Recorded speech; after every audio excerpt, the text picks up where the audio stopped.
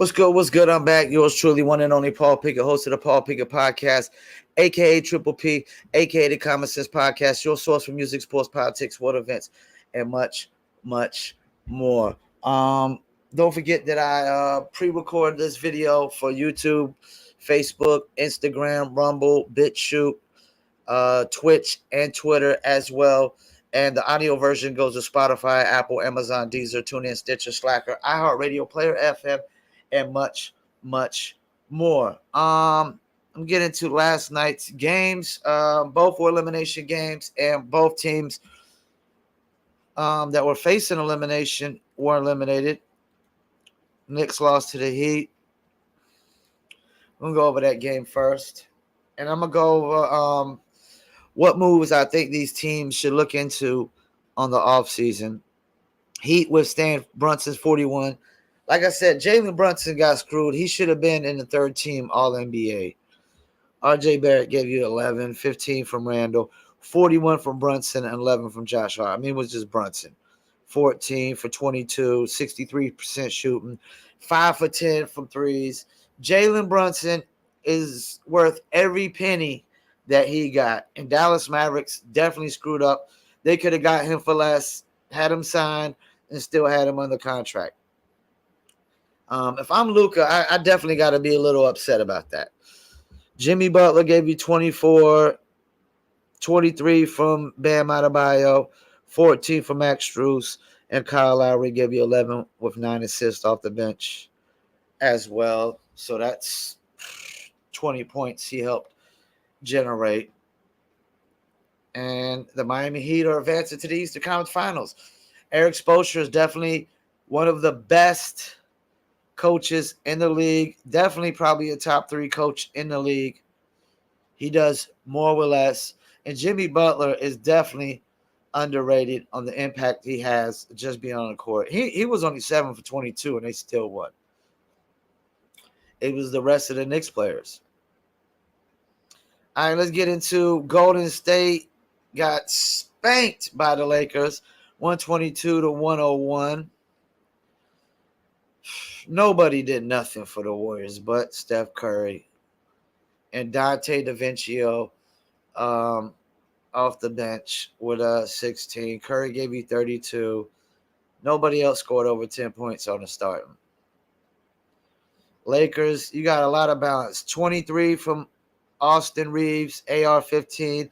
30 from LeBron with 9 assists, 9 rebounds, 1-1 away from a triple-double, along with 2 steals, a block, and only 2 turnovers, which he probably had to do because Anthony Davis might still be having effects from getting hit. Actually, I can't tell. He had 17 points and 20 rebounds.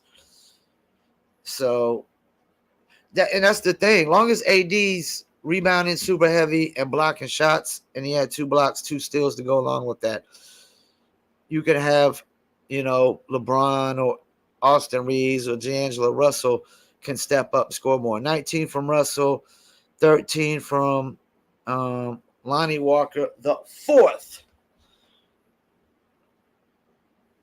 And I forgot Tristan Thompson plays with the Lakers now. A little bit of experience. Malik Beasley, Troy Brown, Jarrett Vanderbilt, Lonnie Walker, Rui Hachimura.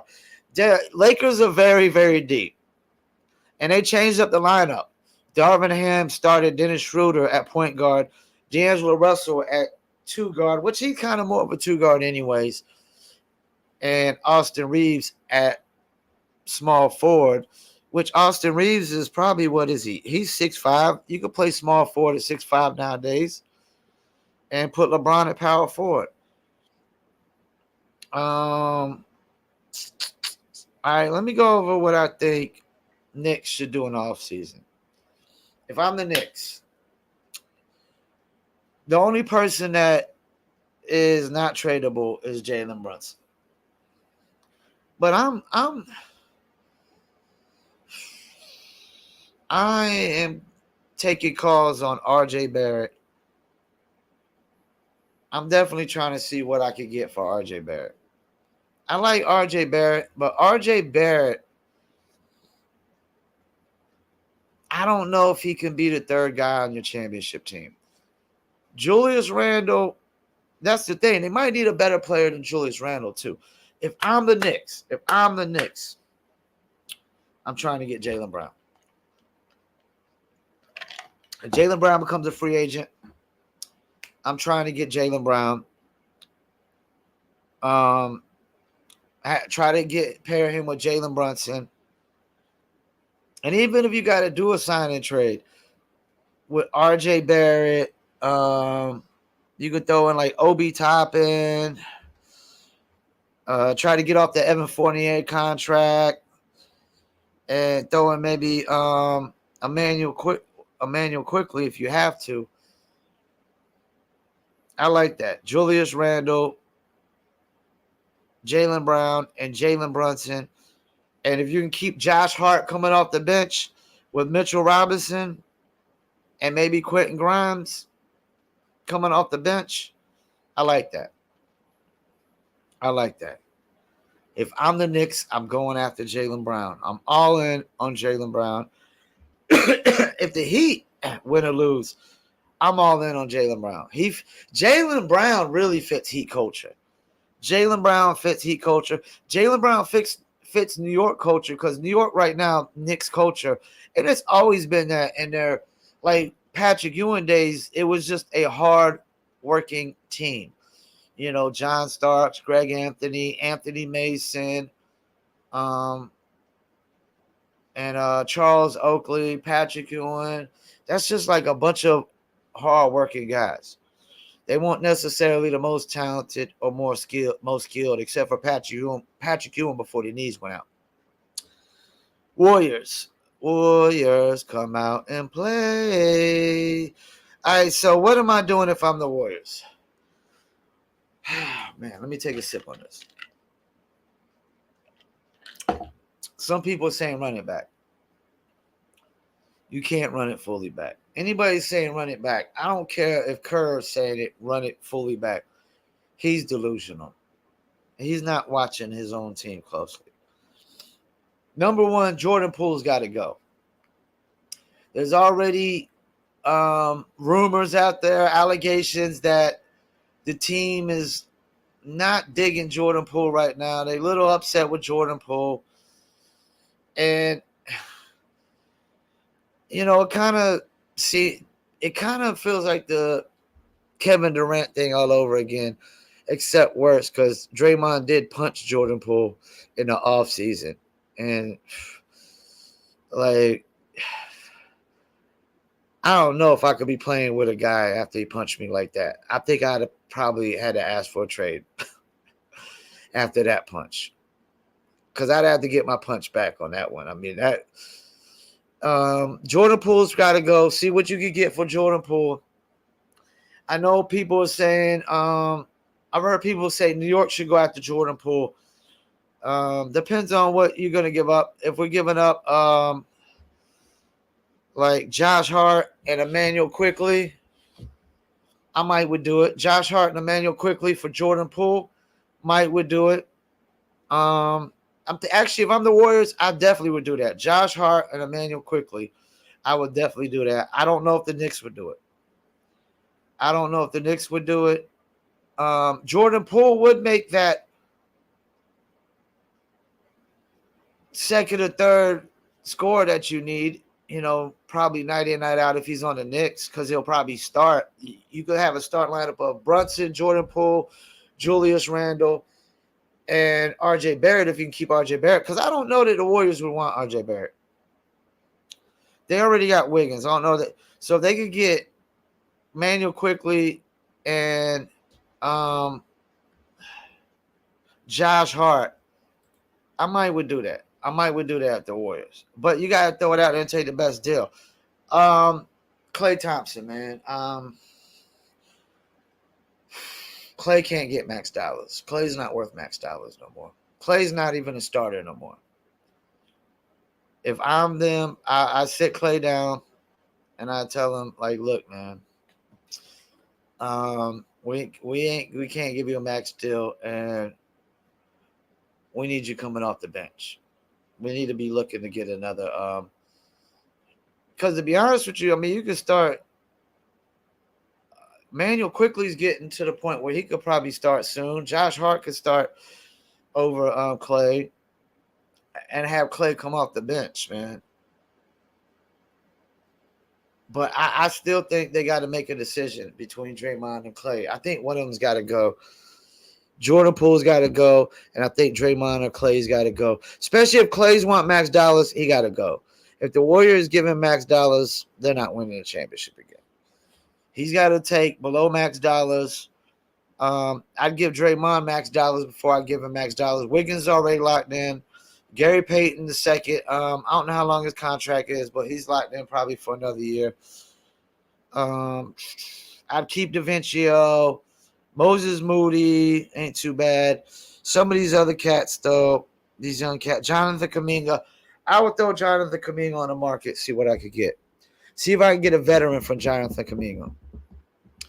He's just not showing enough for a guy who played in the G League Ignite team, which is he didn't go to college. He went straight to the G League and had a really good season with him and Jalen.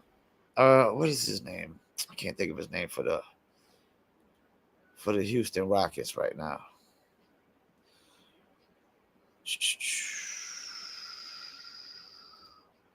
Jalen Green. So many Jalens. Jalen Brunson, Jalen Brown, Jalen Green. Yeah, Jalen Green played with him in the G League, and they balled out together. But he just ain't. Jonathan Kuminga is just not there yet. That's the thing. The Warriors are trying to transition from vets to have some of these young cats pick up the slack, and it didn't work. And it hasn't worked so far. So, yeah, if I'm the Knicks, I'm going after Jaylen Brown. If I'm the Warriors, I'm definitely trading Jordan Poole. If I'm the Warriors, I'm going after Jaylen Brown too, to be honest with you. If I could trade Jordan Poole and Clay for Jaylen Brown, I'm doing it. I'm doing it all day long. Jaylen Brown, Steph Curry, Draymond, Wiggins, Gary Payton II, Dante DaVincio, Looney, and you still got Kuminga and Moody if you do that. And I want to talk about Kendrick Perkins real quick. Kendrick Perkins, it's funny now that Kendrick Perkins actually tried to come out on ESPN and basically, in his own words, Kendrick Perkins' words, not mine, that Nikola Jokic is the best player in the world right now. Do I think Kendrick Perkins believes that? No, I don't. I think he's pandering. I think it has everything to do with what he said before that when he's like, no, I'm not wearing my sunglasses to block all these Denver Nugget fans for going at me. As they should.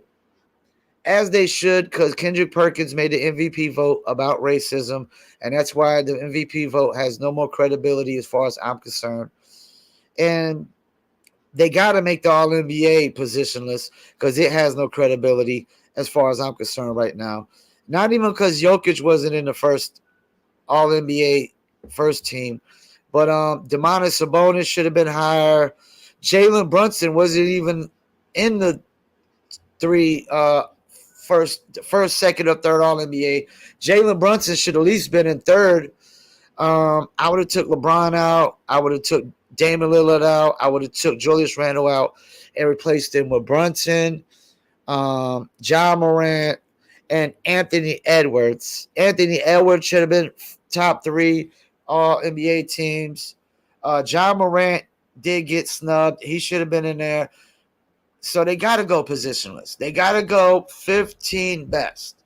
Because I can almost name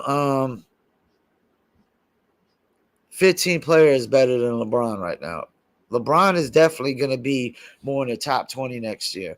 Julius Randle is not a top 15 player. I don't care what anybody says.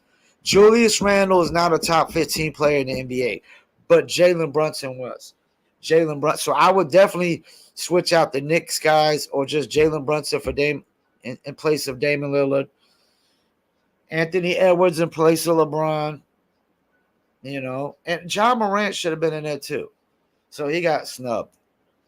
And Sabonis should have been higher because he was top 5 in MVP race, in the MVP race of MVP votes. And he was like second team. Jokic was second team, or Sabonis was third team, if I'm not mistaken. Yeah, he was third team with Fox. He should at least been second team, at least. Jokic should have been first team if he's the best player in the world. And Jokic, clearly is showing that he's the MVP. Because Embiid was not the MVP last game. He complained about not getting the ball at the end of the game. He didn't ask for it. He didn't demand it. And that's the thing. The offense doesn't run through Embiid.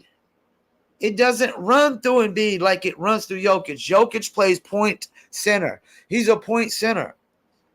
Point center, man. Jokic get the rebound and bring the ball up on a fast break, dish on a fast break, pull up, shoot a three, do whatever.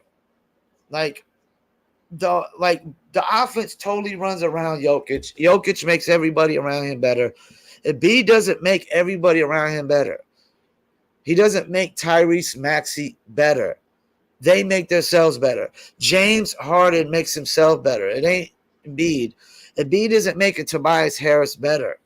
That's part of being the MVP. Do you make everybody around you better, which makes their jobs easier? Giannis makes everybody around him better. Jokic makes everybody around him better. Embiid doesn't necessarily do that. Embiid doesn't do that. There's not too many players in the NBA that makes everybody around him better. Steph Curry makes everybody around him better, but his guys are getting old. That's the only problem. Jimmy Butler, I would argue, when he's healthy, makes everybody around him better.